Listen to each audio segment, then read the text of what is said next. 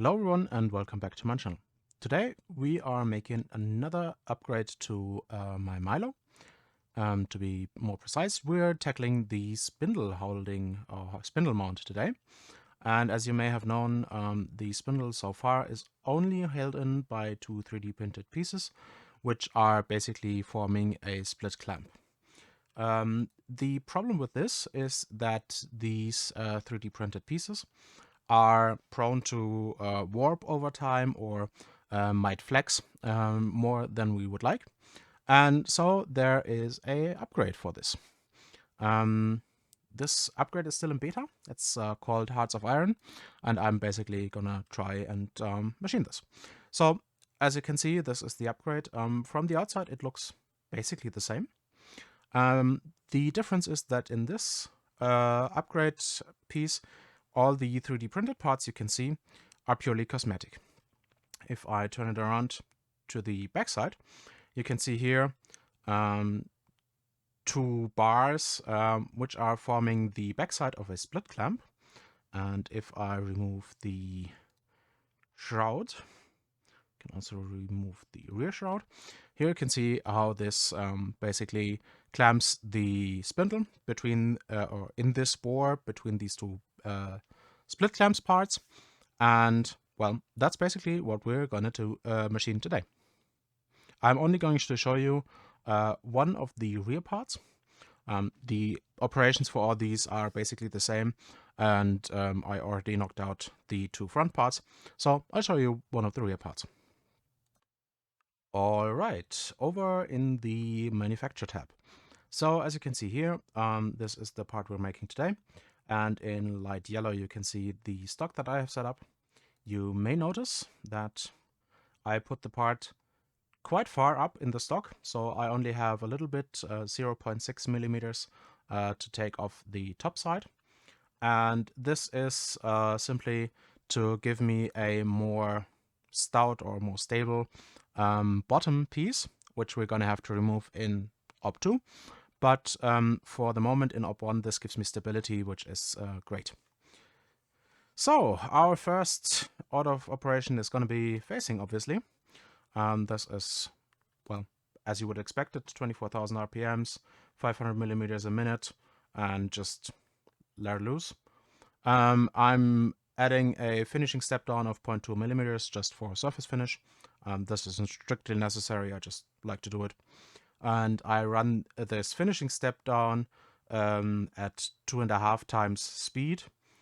So this is running at the maximum speed that my Milo so far is able to achieve. So let's cut to that.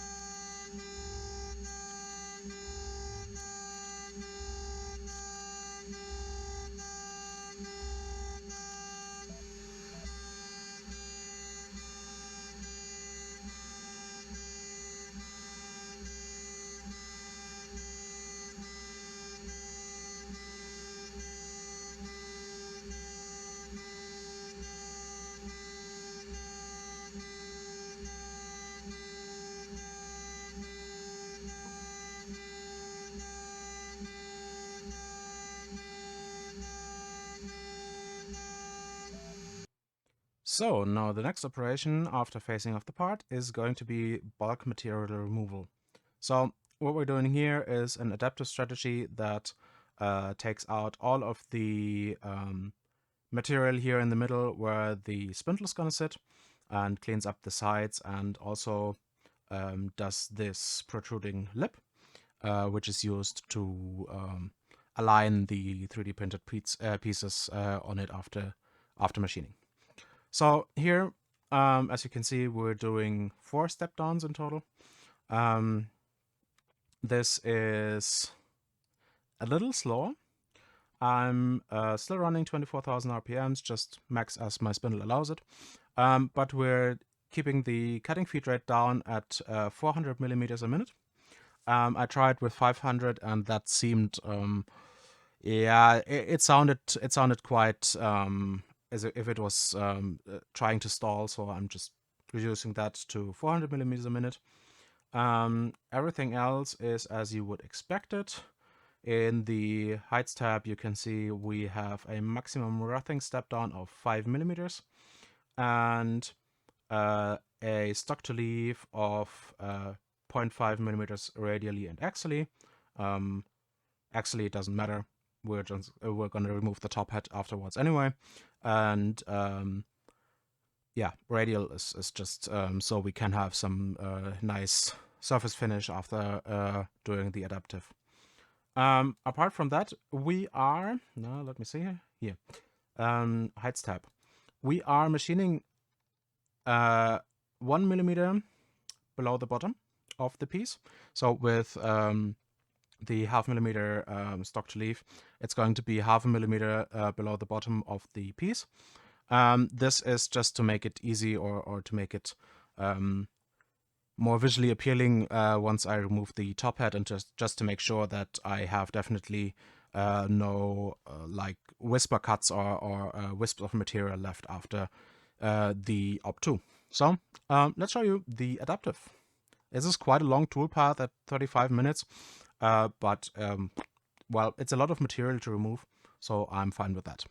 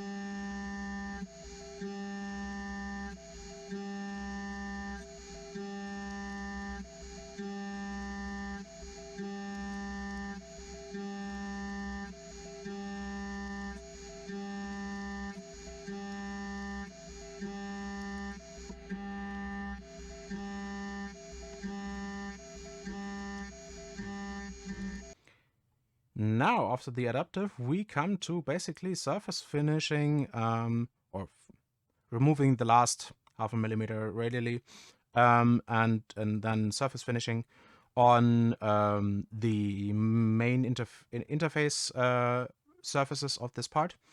And as you can see here, I have this split into two contours. One is doing the whole perimeter, and the other one is just doing those two lips on the right and the left side. Apart from that, those two are identical. So as you can see here, I have reduced the cutting feed rate for this operation even further. This is down to 200 millimeters a minute. The reason for that is that this is quite a large cutter engagement. So we are removing 0.5 millimeter radially and over a height of almost 15 millimeters. So if I just jump out of here, as you can see here, those two are 14.6 millimeters height difference. So this is quite a hard, yeah, it's hard on the machine. So I just reduced the cutting feed rate down to 200 millimeters a minute. Apart from that, we are doing a repeat finishing pass. So we're going around the perimeter twice for both the external and the lip. And well, apart from that, once again, we're going down -1 millimeter. This time we're actually going to go down to -1. So this also cleans up the floor around the corners here. It doesn't really matter, but well, that's what I have it set up as. So let's do that.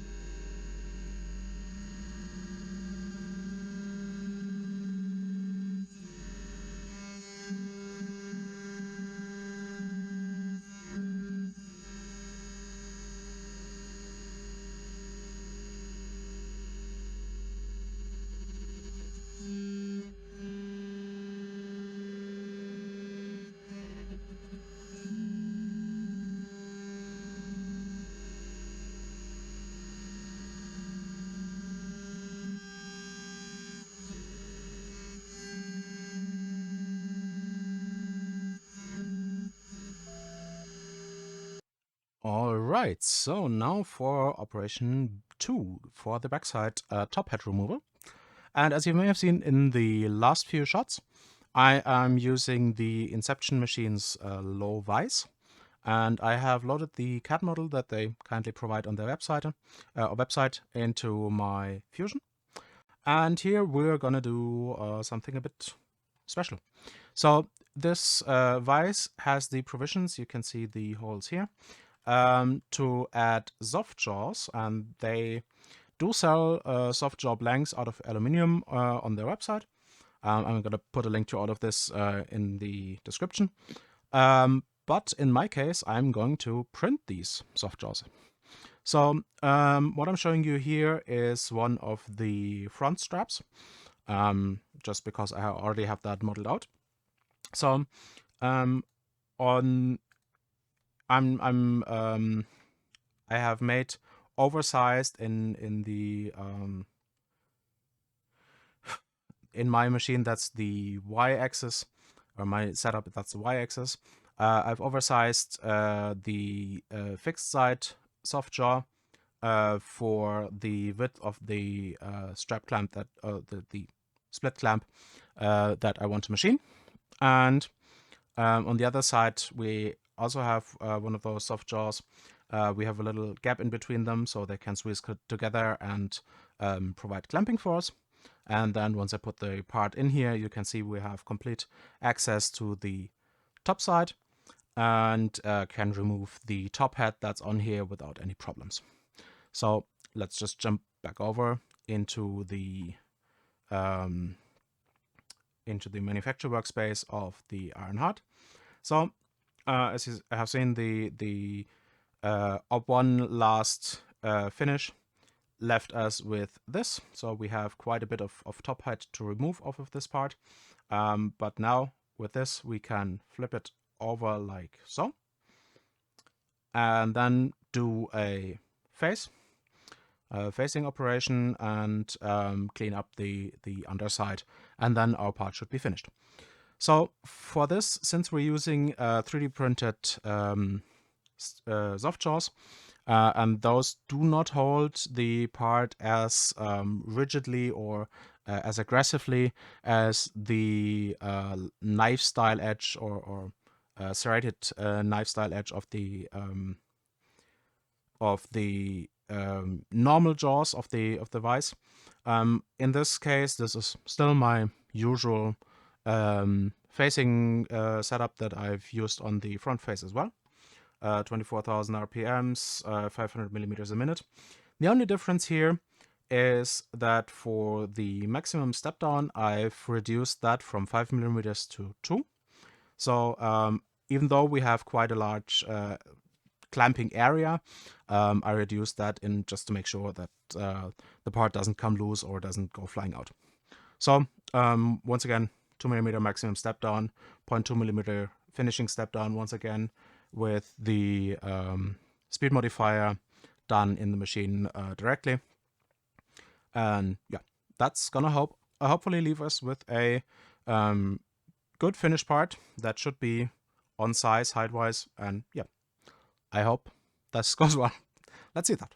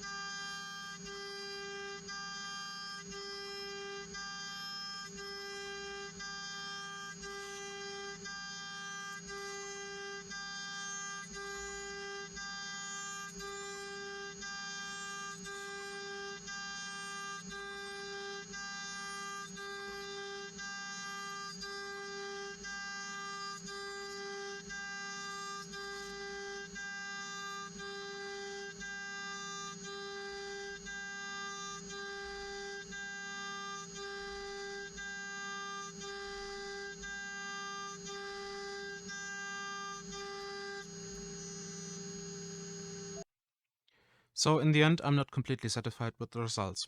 While the part looks in total quite okay, I've encountered a few problems. The first thing obviously was the chatter on the contour operation. I already played around with a few different recipes, trying 3 step overs instead of taking it in one, going slower, going faster, etc. The solution is probably going to be that I need to finish machining the contour in multiple depths as well. I think that the full like 17 millimeters depth that we're going to is a bit much for the rigidity of the spindle mount. But well, that's what this upgrade is for, so I hope this will get better. The other problem I faced was the facing cut in Op2. In the end, I got a wrong C height, which led to those whisper cuts, or the creation of that aluminum foil type thing in the middle where the spindle is going to go that you saw. I already figured out where that problem came from. I forgot to set continue rest machining in Op2 setup, and thus I had the Op2 phasing cut did not take into account the Op1 phasing cut with the 0.6 millimeters that were removed in the beginning. So in the end, the Op2 phasing cut was 0.6 millimeters too high, and easily resolved by just adapting the Z0 and rerunning the operation. But yeah. So in the background, you were able to see a few pictures of the finished results. I hope you enjoyed and hope to see you in the next video. Goodbye.